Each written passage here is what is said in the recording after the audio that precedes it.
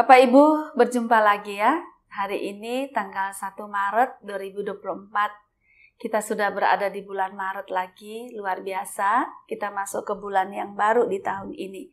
Mari kita berdoa. Tuhan, sungguh ajaib. Pertolongan Tuhan, pendampingan Tuhan atas kami. Sehingga hari ini kami memasuki bulan Maret, tepatnya tanggal 1 Maret. Terima kasih untuk perjalanan bersama Tuhan dan terima kasih untuk kepercayaan yang terus Tuhan anugerahkan kepada kami untuk mengelola kehidupan di dunia ini. Kami akan baca firman-Mu, kami mohon kekuatan dari Tuhan. Terima kasih dalam nama Tuhan Yesus kami berdoa. Amin. Bapak Ibu, Kisah Para Rasul pasal 7 ayat 30 sampai 34 mengatakan, dan sesudah 40 tahun tampaklah kepadanya seorang malaikat di padang gurun Gunung Sinai, di dalam nyala api yang keluar dari semak duri. Musa heran tentang penglihatan itu, dan ketika ia pergi ke situ untuk melihatnya dari dekat, datanglah suara Tuhan kepadanya. Akulah Allah nenek moyangmu, Allah Abraham, Ishak dan Yakub. Maka gemetarlah Musa, dan ia tidak berani lagi melihatnya. Lalu firman Allah kepadanya, tanggalkanlah kasutmu dari kakimu, sebab tempat di mana engkau berdiri itu adalah tanah yang kudus. Aku telah memperhatikan dengan sungguh kesengsaraan umatku di tanah Mesir, dan aku telah mendengar keluh kesah mereka, dan aku telah turun untuk melepaskan mereka. Karena itu, marilah engkau akan kuutus ke tanah Mesir. Demikian jauh pembacaan firman Tuhan. Yang berbahagia adalah setiap kita yang mendengarkan firman Tuhan dan memeliharanya. Bapak, Ibu, Saudara yang dikasihi Tuhan, kisah yang barusan kita baca dari Kisah Para Rasul 7 ayat 30 sampai 34 tentang Tuhan memanggil dan mengutus Musa ini, itu diceritakan kembali oleh Stefanus. Kenapa Stefanus menceritakan kembali? Nah, karena pada waktu itu Stefanus itu difitnah bahwa ia menghujat Musa dan menghujat Allah. Lalu atas fitnahan itu berhasil Stefanus ditangkap, lalu kemudian diadili. Nah, untuk membela dirinya itulah maka Stefanus salah satunya menceritakan ulang kisah mengenai pemanggilan dan pengutusan Musa. Ya, jadi Stefanus bercerita lagi bahwa pada waktu sesudah 40 tahun Musa lari dari Mesir itu, kemudian di suatu waktu di padang gurun Sinai, di padang gurun Gunung Sinai, malaikat Allah datang menampakkan diri, dan malaikat Allah itu tentu saja merupakan utusan dari Tuhan. Dan bisa dikatakan bahwa itu Tuhan sendiri yang datang. Nah, Musa melihat itu. Lalu kemudian ada suara yang mengatakan, akulah Allah nenek moyangmu, Allah nenek moyang Musa, yaitu Allah Abraham, Allah Ishak, dan Allah Yakub. Nah, Bapak Ibu Saudara, begitu tahu bahwa itu adalah Tuhan Allah, suara itu adalah, atau yang hadir itu adalah Allah dari nenek moyang Musa, nenek moyang orang Israel, yaitu Abraham, Ishak, dan Yakub, Musa langsung gak berani lihat. Karena mereka diajarkan bahwa orang tidak akan pernah sanggup untuk memandang Allah. Allah yang begitu suci, sedangkan manusia begitu kotor, begitu berdosa, orang berdosa tidak akan pernah sanggup berhadapan dengan sosok yang suci. Orang yang berdosa ketika berhadapan dengan sosok yang suci, dia akan terbakar. Dia akan hangus. Nah, karena itu Musa tidak berani melihat lagi, dikatakannya itu sebagai ekspresi pengakuan akan kemahakudusan Allah, kekuasaan Allah. Dan dikatakan bahkan Musa itu gemetar gitu. Lalu setelah itu malah Tuhan mengatakan kepada Musa, tanggalkanlah kasutmu dari kakimu, sebab tempat di mana engkau berdiri itu adalah tanah yang kudus. Itu sebuah istilah ya Bapak Ibu Saudara gitu.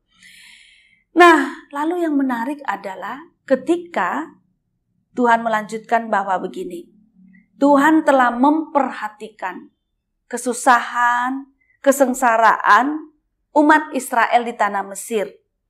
Tuhan telah mendengar keluh kesah mereka dan Tuhan ingin melepaskan umatnya yang menderita itu, yang sedang mengalami kesusahan. Lalu Tuhan mengutus Musa untuk pergi ke Mesir untuk menyelamatkan umatnya yang tadi itu, yang hidup dalam kesengsaraan dan yang keluh kesahnya sudah sampai kepada Tuhan. Bapak Ibu, kenapa ya? Stefanus kan sedang terancam, dia ditangkap dan juga difitnah, dituduh bahwa ia itu menghujat Tuhan Allah dan menghujat Musa. Namun yang terjadi, kok Stefanus ini menceritakan kisah tentang perjumpaan Musa dan Tuhan Allah. Nah, Bapak Ibu Saudara, ternyata ketika orang berada dalam tekanan, ketika orang berada dalam kesulitan, itu orang membutuhkan kekuatan. Orang membutuhkan dukungan. Bahkan orang membutuhkan semangat tertentu supaya ia dapat menghadapi situasi sulitnya. Stefanus lagi dalam kondisi terancam nyawanya, lagi dalam kondisi susah, dia membutuhkan kekuatan dari Tuhan. Dia membutuhkan dukungan, dia membutuhkan semangat yang luar biasa agar dia mampu menghadapi semua kesulitan-kesulitannya dengan atau jangan sampai dia itu menyerah atau mengkhianati Tuhan Yesus Kristus. Nah, kisah tentang Allah yang menjumpai Musa, kisah tentang Allah yang mengutus Musa, kisah Allah yang menyelamatkan bangsa Israel, kisah zaman dulu itu, kisah kuno itu dapat memberikan kekuatan, semangat kepada orang zaman sekarang. Sekaligus juga Stefanus mau beri konfirmasi atau klarifikasi bahwa ia tidak menghujat Musa dan Allah. Justru ia sangat menghargai, karena ini cerita kuno tentang bangsa Israel ini, itu dipegang oleh Israel, dipegang juga oleh Stefanus. Jadi tidak mungkin Stefanus itu menghujat, menghina Allah maupun Musa yang dipandang begitu tinggi oleh bangsa Israel, yang dijunjung tinggi oleh bangsa Israel.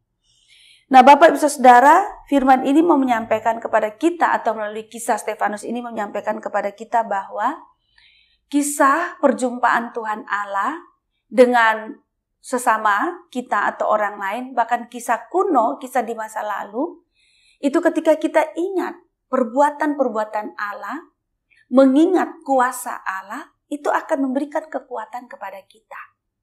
Untuk memberikan semangat kepada kita. Untuk memberikan dukungan kepada kita. Nah, oleh sebab itu sebetulnya kan, kalau bagi kita orang zaman sekarang, kita hidup zaman sekarang, ketika kita baca kisah-kisah perjalanan hidup Tuhan dengan umat di dalam Alkitab, itu kan bisa dikatakan kisah kuno kan Bapak Ibu. Tetapi kisah kuno ini menjadi kisah yang sangat penting. Kisah yang ketika kita baca, apalagi kisah itu berbicara tentang perjumpaan antara Allah dan umat, perjumpaan antara Allah dan manusia, dan keajaiban-keajaiban yang Tuhan Allah berikan itu dapat memberikan kekuatan, semangat, dukungan bagi kita yang sedang mengalami persoalan-persoalan hidup di masa kini. Karena Allah yang dulu berbuat itu dengan kuasanya yang luar biasa, Allah yang sama itu mampu untuk juga berbuat bagi kita yang hidup sekarang. Allah yang hadir di dalam Tuhan Yesus Kristus, Allah yang punya kuasa, Allah yang mampu menolong kita di dalam situasi kita.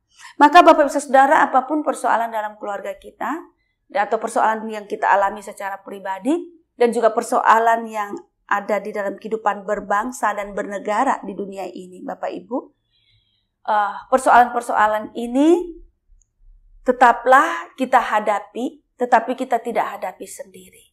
Karena Tuhan turut bekerja.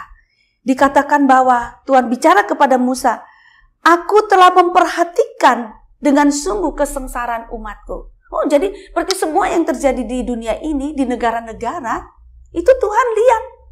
Tuhan terlibat, Bapak Ibu Saudara. Dan bukan cuma Tuhan lihat dan Tuhan dengarkan keluh kesah umat manusia di dunia ini, Bapak Ibu.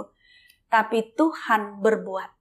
Tuhan merancangkan untuk menyelamatkan umat. untuk menyelamatkan dunia ini. Maka Bapak Ibu, mari kita terus rajin baca Alkitab.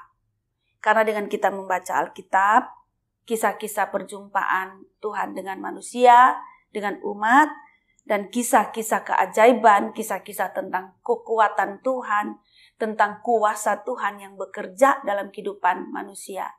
Itu juga akan memberikan kekuatan, penghiburan, dukungan bagi kita untuk menjalani kehidupan kita saat ini. Tidak pernah sia-sia kita membaca firman Tuhan. Firman Tuhan yang kita baca akan menghubungkan kita dengan Tuhan yang Maha Kuasa, yang mampu berbuat segala hal untuk menyelamatkan kita, untuk menolong kita. Terus rajin membaca Alkitab. Tuhan menolong kita semua. Amin. Mari kita berdoa. Tuhan, terima kasih. Teks-teks suci Alkitab yang berkisah tentang hubungan antara Tuhan dengan umat manusia. Teks-teks itu jika kami sekarang membacanya, membawa kami terhubung dengan Tuhan. Terhubung dengan kemahakuasaan Tuhan, terhubung dengan kekuatan Tuhan, dan terhubung dengan pertolongan Tuhan. Tuhan yang dulu, Tuhan juga yang sekarang hadir dalam kehidupan kami untuk berjalan bersama-sama dengan kami. Berikanlah semangat di dalam diri kami untuk rajin membaca firman Tuhan. Terima kasih. Dalam nama Tuhan Yesus kami berdoa. Amin.